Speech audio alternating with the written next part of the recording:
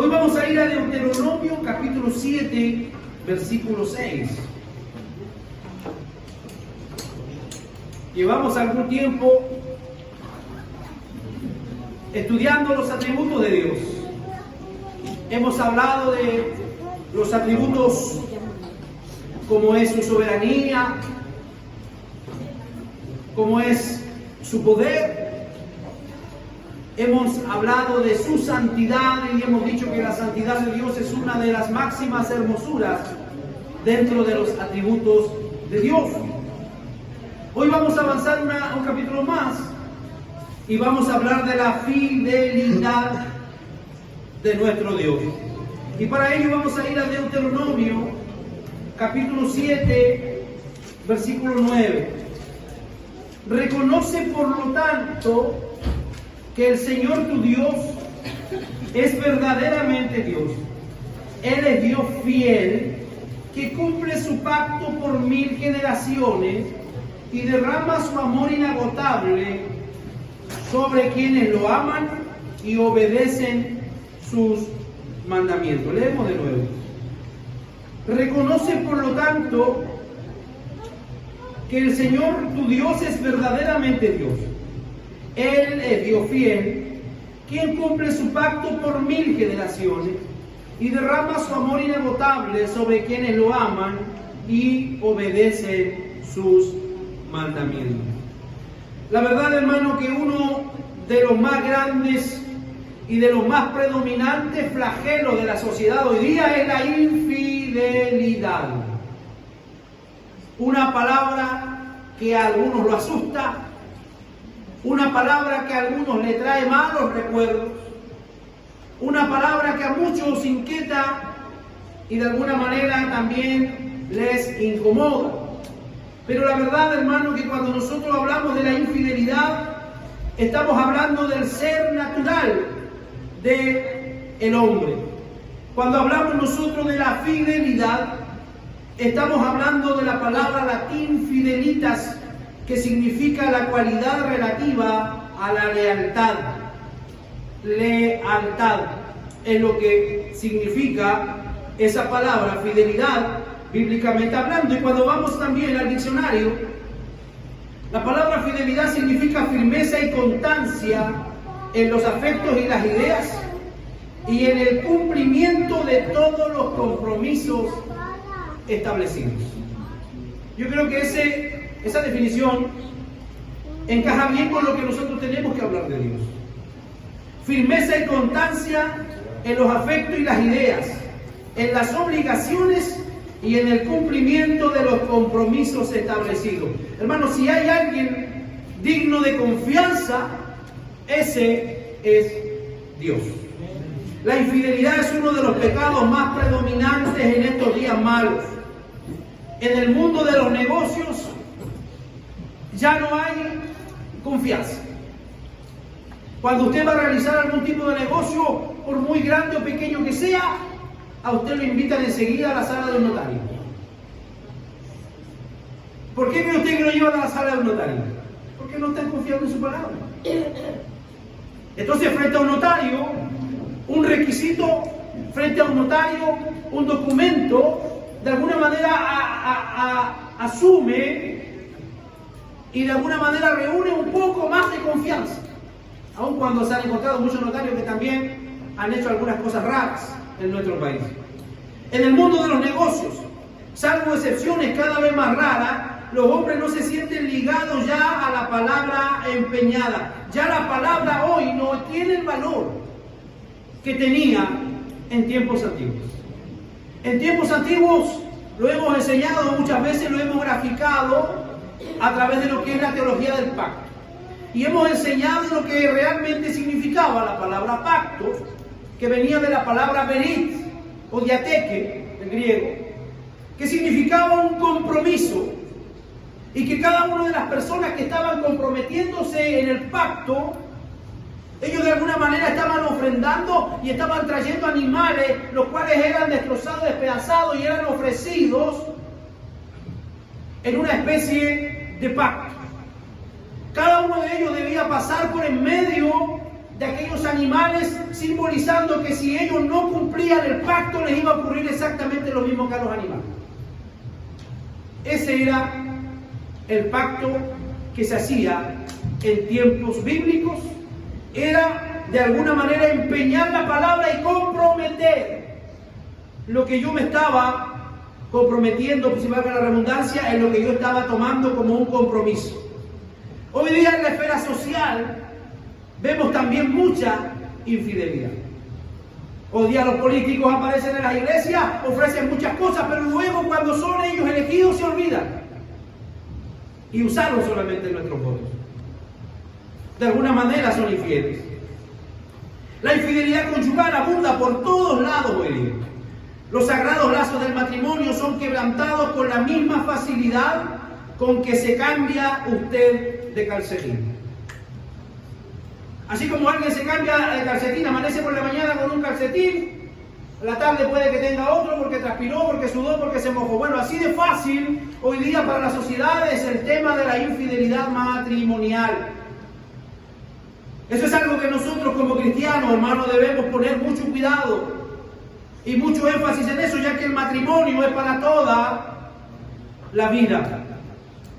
Los sagrados lazos del matrimonio son quebrantados por la misma facilidad con que se desecha una prenda vieja.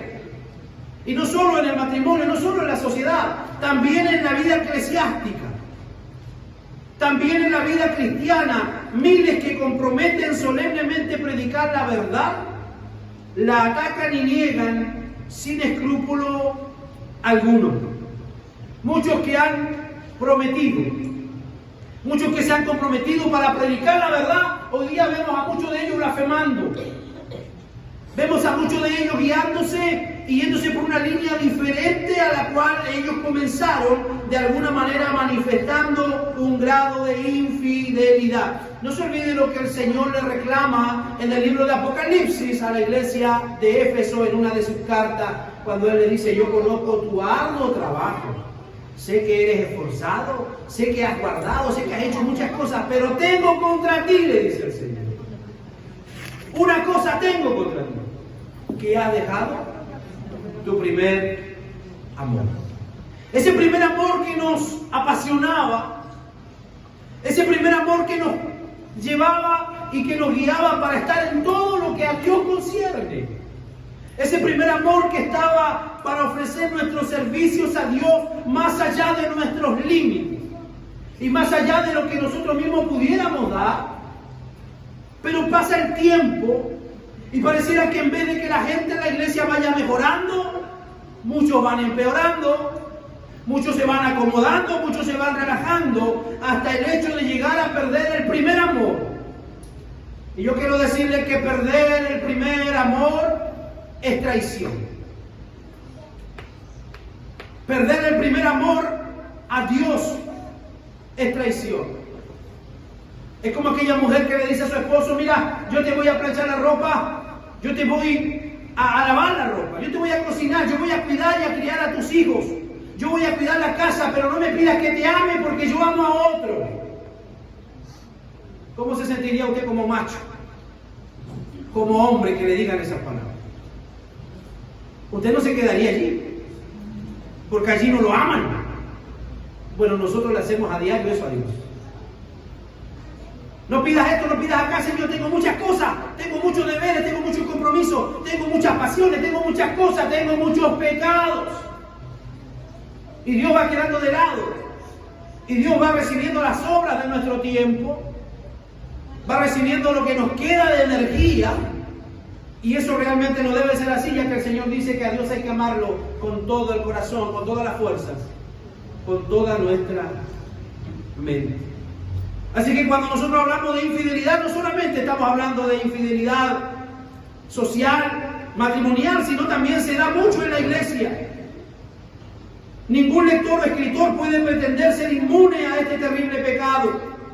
De cuántas maneras diferentes hemos sido infieles a Cristo y a la luz de los privilegios que Dios nos ha dado. Pregúntese usted esta mañana: ¿de cuántas maneras posibles le hemos sido infieles a Dios?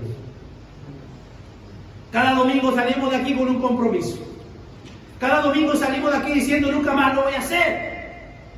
Cada domingo salimos de aquí diciendo, ahora sí, Señor, yo voy a cambiar, voy a hacer aquí y allá. Muchas promesas le hemos hecho al Señor. Pero muy pocas son las que les hemos cumplido. Y eso habla de infidelidad. Esta cualidad es esencial al ser de Dios. Sin ella no podría ser Dios. Para Dios ser infiel sería obrar en contra de su naturaleza. Vamos a ver lo que dice 2 de Timoteo 2:13. Para Dios ser infiel sería ir contra su naturaleza, lo cual es imposible. 2 de Timoteo 2:13 nos habla y nos manifiesta claramente. Si fuéramos infieles, ¿qué dice? Él permanece fiel. Él no puede negarse a sí mismo. Y este atributo de la fidelidad va un poco enlazado con lo que son los decretos de Dios y con lo que es la soberanía de Dios. El decreto de Dios, dijimos en alguna oportunidad, que es algo que Él no puede cambiar porque Dios es inmutable. Entonces, si Él prometió algo, Él lo va a hacer, así sea que a mí me guste o no me guste, yo quiera o no quiera. Si Dios quiere hacer algo, Él lo va a hacer. Y aun cuando yo a veces soy infiel, Él permanece fiel. A lo mejor esta semana yo no oré todo lo que le prometí que iba a orar al Señor. A lo mejor esta semana yo no leí la Biblia como le dije a Él que lo iba a hacer. Pero aún así Dios me dio aire todas las mañanas para mis pulmones. Aún así Dios puso alimento en mi mesa cuando yo le fui fiel. Él siguió manifestándose fiel. Es como si estuviera vestido de ella, como si Dios estuviera vestido de su fidelidad. Salmo capítulo 89, versículo 8. Oh Jehová, Dios de los ejércitos, ¿quién como tú? Poderoso eres, Jehová, y tu verdad está en torno de ti. Salmos 89, 8. Oh Jehová, Dios de los ejércitos, ¿quién como tú? Buena pregunta. Poderoso eres, Jehová, y tu fidelidad te rodea. La fidelidad lo rodea a Dios. Asimismo, cuando Dios fue encarnado en la persona de Jesús. Isaías capítulo 11, verso 5. Asimismo, cuando Dios fue encarnado en Jesús, la justicia será el cinturón de sus lomos y la fidelidad lo será de su cintura. Hablando del carácter que iba a tener la persona de Jesús. Que la palabra del Salmo 36:5, Jehová, hasta los cielos es tu misericordia, tu verdad hasta las nubes, y la fidelidad inmutable de Dios está por muy encima de la comprensión finita. Veamos Salmo 36:5. Jehová, hasta los cielos llega tu misericordia, y tu fidelidad alcanza hasta las nubes. Todo lo concerniente a Dios, hermanos, es grande y es vasto. Es incomparable. Él nunca olvida ni falta a su palabra. Nunca la pronuncia con vacilación y nunca renuncia a ella. El Señor se ha comprometido a cumplir cada promesa y profecía, cada pacto establecido y cada amenaza. ¿Por qué, dirá usted? Número 23:19. Él se ha comprometido a cumplir cada promesa, cada profecía, cada pacto establecido y cada amenaza que Él ha hecho la ha cumplido. ¿Por qué? Número 23:19. Porque Dios no es hombre para que mienta. ¿Quiénes son los que mienten? Los hombres.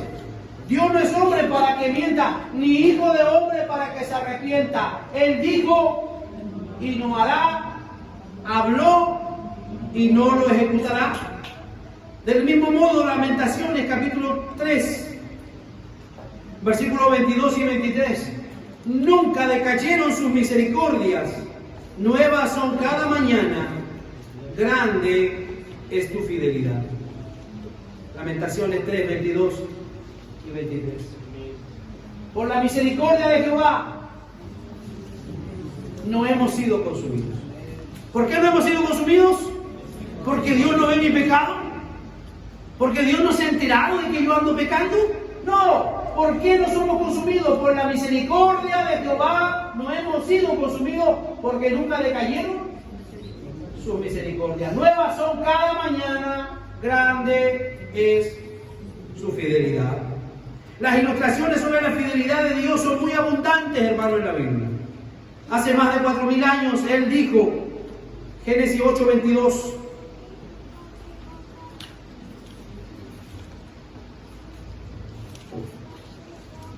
Él se lo dice ahí a nuestros padres, a nuestros patriarcas. Mientras la tierra permanezca, no cesarán la sementera y la siega, el frío y el calor, el verano y el invierno, y el día y la noche. Ese fue un compromiso que Dios hizo con Noé. Léalo usted eso para que le quede bien grabado ahí en su cabecita. Mientras la tierra permanezca, no cesará la sementera y la siega, o sea, habrá para sembrar y para cosechar. El frío y el calor, el verano y el invierno, el día y la noche. Usted váyase a descansar tranquilo en la noche porque sabe que mañana va a haber un nuevo día. De ahí, si Dios nos permite despertar o no, ese tema de Él. Pero eso de que el mundo se va a acabar y que ya no escuche esas cosas. El Señor dijo, mientras la tierra permanezca, no cesará la sementera y la siega, el frío y el calor, el verano y el invierno, el día y la noche. En Génesis 15 leemos que Jehová le declaró a Abraham. Entonces dijo a Abraham, ten por cierto, Génesis 15 del 3 al 16, que tus descendientes serán extranjeros en una tierra que no será suya, y los esclavizarán y los oprimirán 400 años.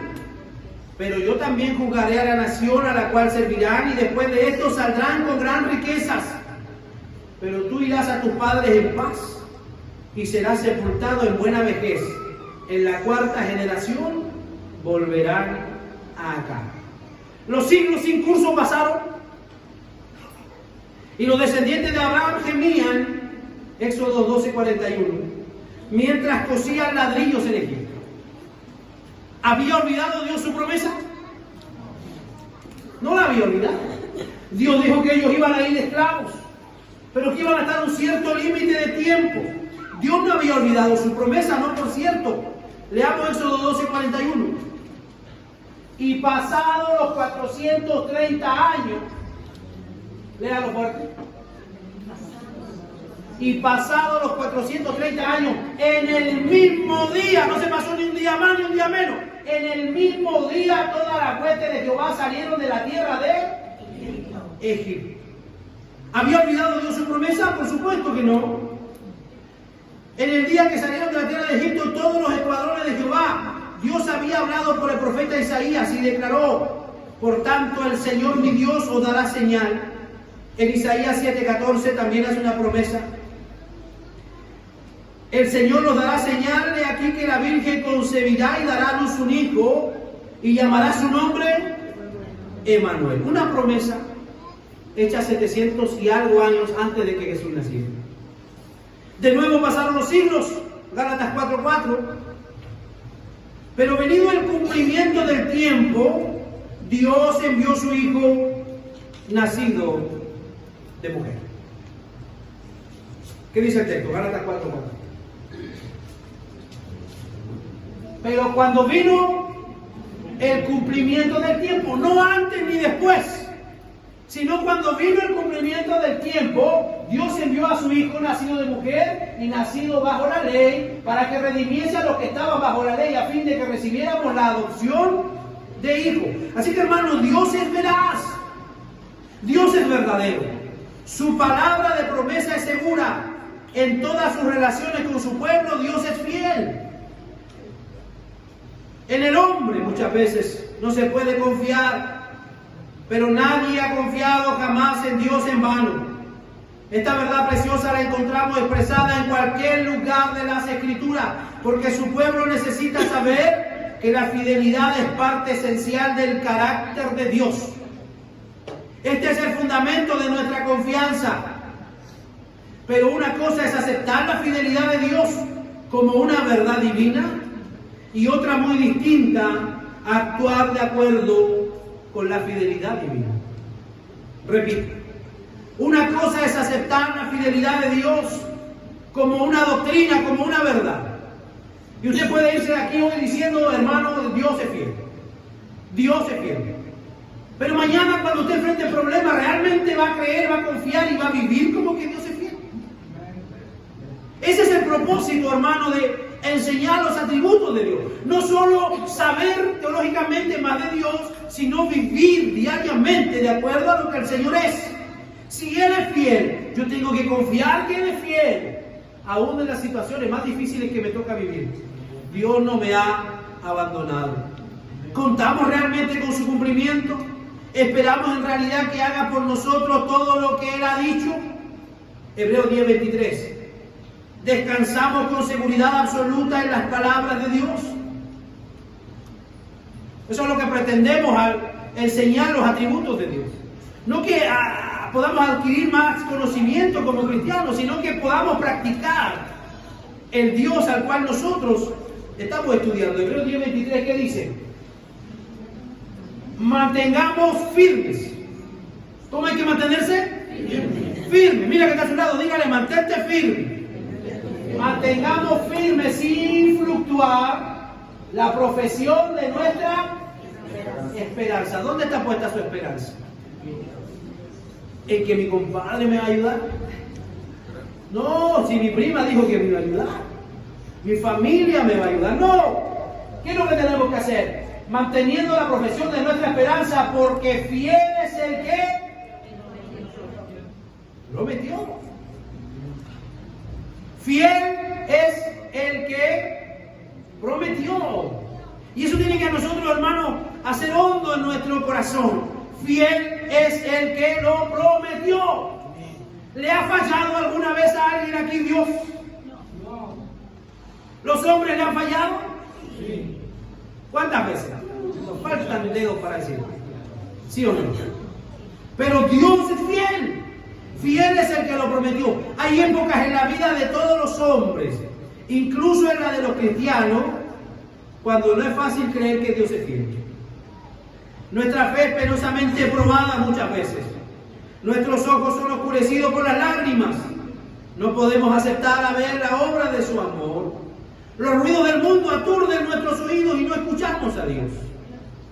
Nos impiden oír los acentos dulces de su tierna y queda hermosa voz. Los planes que acariciábamos a lo mejor se han desbaratado. Algunos amigos en los que confiábamos nos han abandonado. Alguien que profesaba ser nuestro hermano en Cristo nos ha traicionado. Nos tambaleamos. Muchas veces intentamos ser fieles a Dios, pero una oscura nube le esconde de nosotros.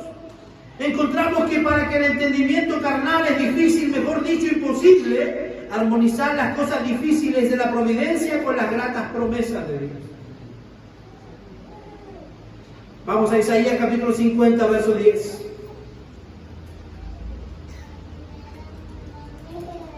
Isaías 50, 10.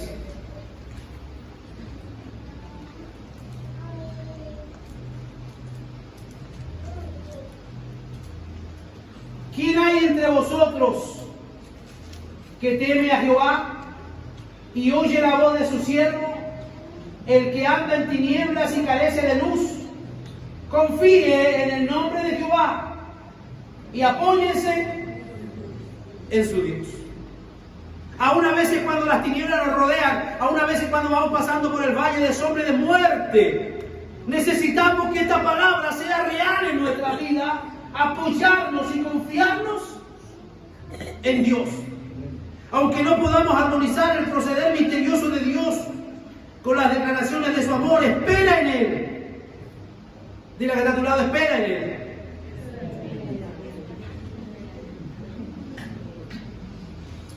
Vean lo que dice el Salmo capítulo número 37 que leí al principio del servicio.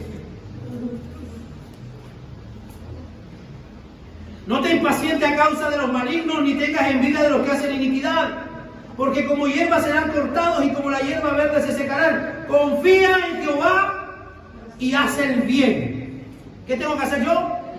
Confiar en Jehová y hacer el bien. No importa que me estén haciendo daño, no importa que me estén traicionando, me estén defraudando, yo hago el bien y te apacentarás de la verdad. Deleítate a sí mismo en Jehová ¿Cuántos se deleitan en Jehová? Y Él te concederá las peticiones de tu corazón, que son de acuerdo a la voluntad de Dios, no cualquier capricho. Ojo, encomienda, verso 5, encomienda a Jehová tu camino y confía en Él y Él hará todo lo que tiene establecido y todo lo que Él quiere. Exhibirá tu justicia como la luz y tu derecho como el mediodía. Exhibirá tu justicia, dice, Él te va a defender y te va a poner en alto sobre todo lo que te aborrece. Verso 7 es uno de mis versículos favoritos. Guarda silencio ante Jehová y espera en Él. Guarda silencio ante Jehová y espera en Él. A veces lo que está ocurriendo no lo entendemos. A veces lo que nos está pasando no le encontramos lógica, no le encontramos sentido, no sabemos por qué esto, por qué lo otro. Es momento de guardar silencio ante Dios y esperar en Él. Él va a mostrar a su debido tiempo. Juan capítulo 13, verso 79. Usted no se preocupe porque a los discípulos también le pasó. Jesús les hablaba de algunas teorías, de algunas doctrinas y ellos no entendían. ¿Qué dice Juan 13, 79?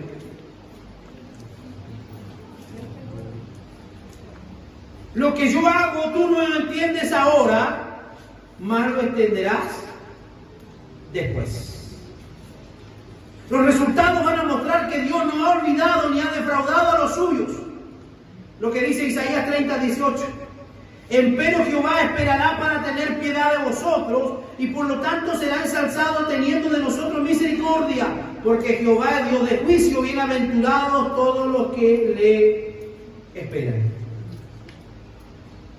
El Salmo 129, verso 36, dice, tus testimonios que has recomendado son rectos y son muy fieles. Así que Dios no solo ha hecho saber lo mejor, sino que nos ha escondido lo peor. Nos ha descrito fielmente la ruina de la caída, que la caída le trajo al ser humano. Ha diagnosticado fielmente el estado terrible que ha producido el pecado. Hebreos 12, 29. Nos ha hecho conocer su oído arraigado hacia el mal y que éste debe ser castigado. Nos ha prevenido fielmente. ¿Qué dice Hebreos 12, 29?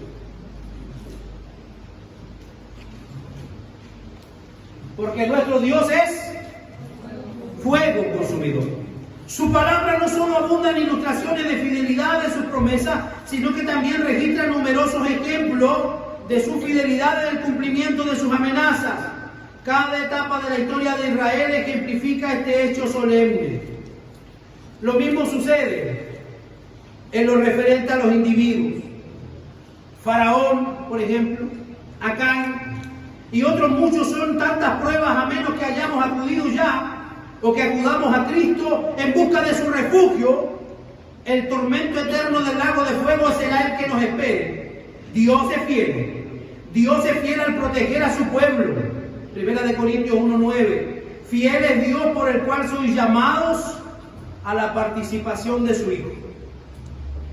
En el versículo precedente se promete que Dios confirmará los suyos hasta el final. Así que la fe del apóstol en la absoluta seguridad de la salvación de los creyentes se basa no en el poder de sus resoluciones ni en su capacidad de perseverar, sino en la verdad de aquel que no puede mentir. Tu permanencia en Cristo, tu permanencia en la familia de Dios no depende de tu fuerza. No depende de mi fuerza, sino depende de la promesa. Él dijo que a los que llamó, a esos también los va a glorificar. ¿Cuántos de esos están aquí esta mañana? No importa todas las caídas, no importa todo lo que usted va a vivir en el intertanto, desde que Dios lo llamó, si usted es salvo, Él lo llamó, lo justifica, Él lo presenta ante el Padre limpio y Él mismo también lo glorificará. Nadie se va a perder en el camino. Vamos a pasar situaciones difíciles, vamos a enfrentar adversidades, vamos a tener fracasos. Porque yo no soy de esos predicadores que le dicen a la gente que de aquí para adelante todo bien. No es así. Va a haber problemas mañana, va a haber enfermedad, todo eso nos va a ocurrir. Porque mientras estemos en este mundo estamos expuestos a todo ese tipo de cosas. Dios no permitirá que perezca ninguno de los que forman parte de la herencia que ha dado a su Hijo. Lo enseñamos cuando hablamos, hermanos, de los pactos. Dios entregó una cantidad determinada que forman parte de la iglesia a su Hijo y ninguno de ellos se va a perder, porque entonces sería en vano la sangre de Cristo en la cruz del Calvario. Dios les ha prometido librarles del pecado y de la condenación. Ya no somos esclavos del pecado. El que hoy peca, peca porque quiere. Amén. Ya no somos esclavos, ya no estamos subyugados. Yo no puedo decir a ustedes, no, es que el diablo me llevó y adulteré y conocí a la colombiana. Yo no le puedo venir a usted con ese cuento. Perdóneme, hermana María. No le puedo venir a usted con ese cuento, pero muchas veces nosotros lo escuchamos. Culpando al diablo, culpando a las situaciones, culpando a todo. Ya no somos esclavos del pecado. El que hoy quiere pecar, peca porque quiere. Santiago dice, desde su mismo cuerpo, desde su misma carnalidad, nacen y salen las concupiscencias y se da a luz el pecado. Por eso Pablo lo grafica bien y dice él que tenía una gran lucha interna. El bien que él quería hacer no lo podía hacer porque había una ley en su miembro, que es la ley del pecado. Querido hermano, eso le va a acompañar a usted hasta el día que lo metamos en el cajón. Amén. No le puedo mentir. Usted hoy día me va a prometer que mañana se va a portar bien y el martes me va a fallar. Eso es así. ¿Por qué? Porque nuestra naturaleza está contaminada, infectada con el pecado, y muchas veces nosotros obedecemos a ello cuando el Señor ya nos ha hecho libres de haber sido subyugados por el pecado. Dios es fiel al disciplinar a los suyos. Es tan fiel en lo que retiene como en lo que da. Fiel al enviar penas como también para dar alegrías. La fidelidad de Dios es una verdad que debemos reconocer, no solo cuando estamos en paz, sino también cuando sufrimos las más severas represiones. Este reconocimiento debe estar en nuestro corazón y no debe ser de labios solamente. Es la fidelidad de Dios la que maneja la vara con la que se nos hiere a veces. Reconocerlo así equivale a humillarnos delante de Él, confesar y merecemos su corrección. En lugar de murmurar, darle gracias a Dios, porque Dios nunca aflige sin razón.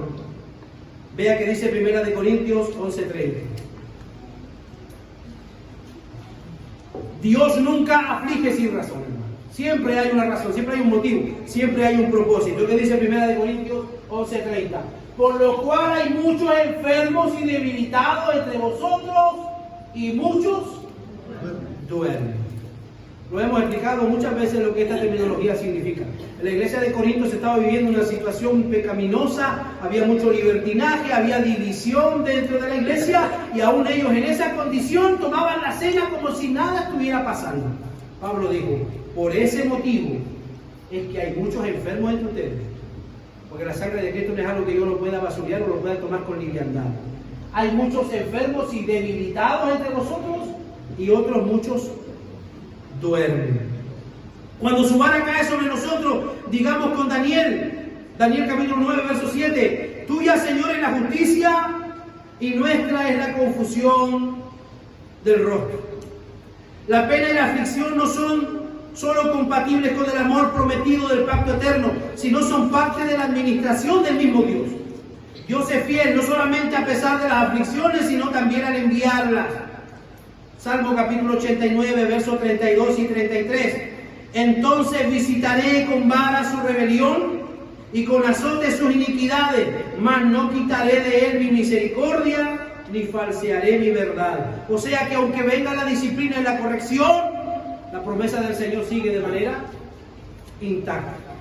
El castigo no es solo reconciliable con su misericordia, sino el efecto y la expresión de la misma. ¿Cuánta más paz de espíritu tendría el pueblo de Dios si cada uno recordara que su pacto de amor le obliga a enviar corrección cuando es conveniente? La Biblia dice que al hijo que Dios ama, ¿qué dice? Lo disciplina, lo disciplina.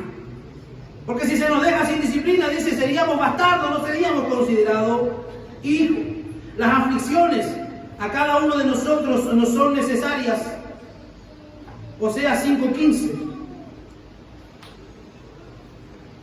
Vaya este texto, por favor. Oseas, profeta Oseas, capítulo 5, verso 15.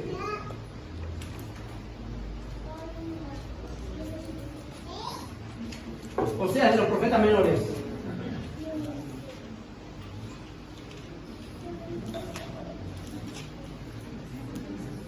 tienen?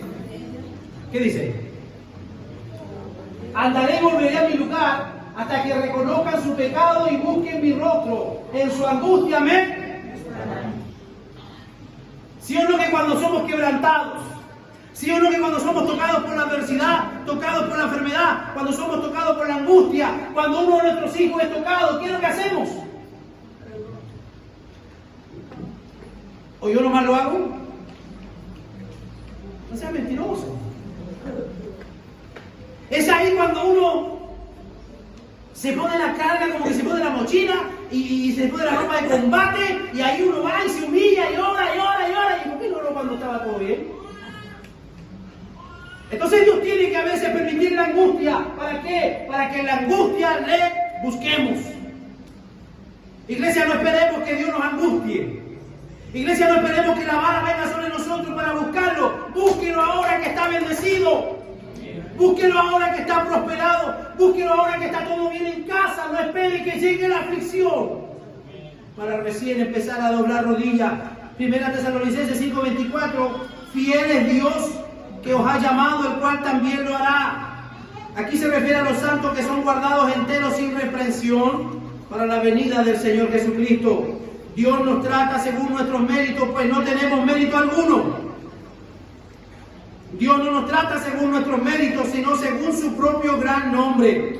Romanos 5:30, Dios es fiel a sí mismo y a su propio propósito de gracia. A los que llamó, a estos también glorificó. La comprensión, queridos hermanos, de esta bendita verdad nos va a librar de la inquietud. Si algo quiere el Señor enseñarnos a través de su fidelidad, es que dejemos la inquietud. Confiemos. Vayámonos a la cama tranquilos y confiados. Sírvase su comida tranquilo. Converse con su familia en paz. Que Dios nos libre de la inquietud a través de la fidelidad. Cuando estamos llenos de ansiedad, cuando vemos nuestra situación con temor, cuando miramos al mañana con pesimismo, estamos rechazando la fidelidad de Dios. El que ha cuidado de su hijo a través de los años, no lo abandonará cuando sea viejo. ¿Alguno de ustedes va a abandonar a su hijo cuando ya sea grande? No. Ella sigue siendo la niña de su ojo. ¿Sí o no? Y ese niño sigue siendo el corazón y el amor de mamá. Por eso que hay tantos mamones hoy. Yo me considero un mamón. Pero eso es así. Así como nos cuidaron cuando fuimos pequeños, ellos no nos van a dejar de cuidar y de amar y de querer cuando seamos grandes y viejos. Si nosotros humanos hacemos eso, imagínese Dios. Cuando estamos llenos de ansiedad, a veces estamos blasfemando. El que cuida a su hijo a través de los años no lo abandonará cuando sea viejo. El que ha oído tus oraciones en el pasado. ¿A cuántos de ustedes Dios le ha respondido oraciones? Déjenme ver su mano arriba. ¿A cuántos de ustedes Dios le ha respondido una oración que era muy difícil para ustedes? ¿Con cuántos de ustedes Dios lo ha hecho? Aleluya. Es bueno que se lo recuerde esta mañana. El que ha oído tus oraciones en el pasado no dejará de oír tus súplicas en el momento de apuro. Veamos qué dice Job 5:19. En 6 tribulaciones te librará y en la 7ª no te tocará el mal. La comprensión de esta bendita verdad refrena nuestra murmuración. Si hay algo que quisiéramos conseguir esta hora, es que la murmuración se acabe, porque a veces murmuramos contra Dios. ¿Por qué Dios permite esto? ¿Por qué Dios a mí me pasa esto? ¿Por qué aquí? ¿Por qué allá? Dios sabe por qué hace las cosas. El Señor sabe que es lo mejor para cada uno de nosotros. Y el descansar en esta verdad acallará nuestras quejas impacientes. Dios será grandemente honrado cuando pasamos por la prueba y la represión. Tenemos buena memoria de Él. ¿Se acuerda usted los 3 muchachos judíos que fueron echados al horno de fuego?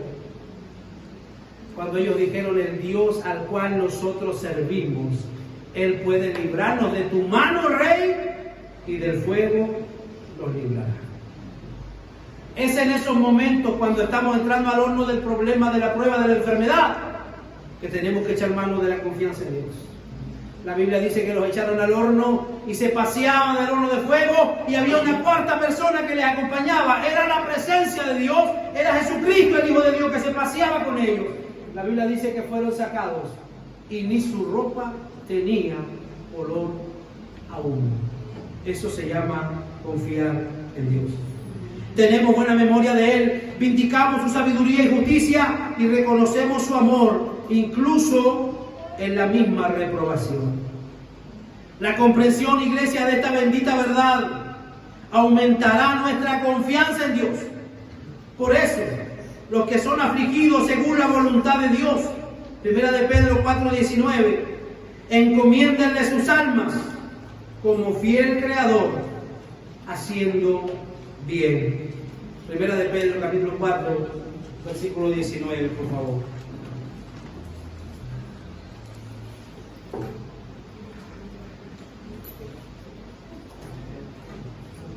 Tiene 1 de Pedro 4:19.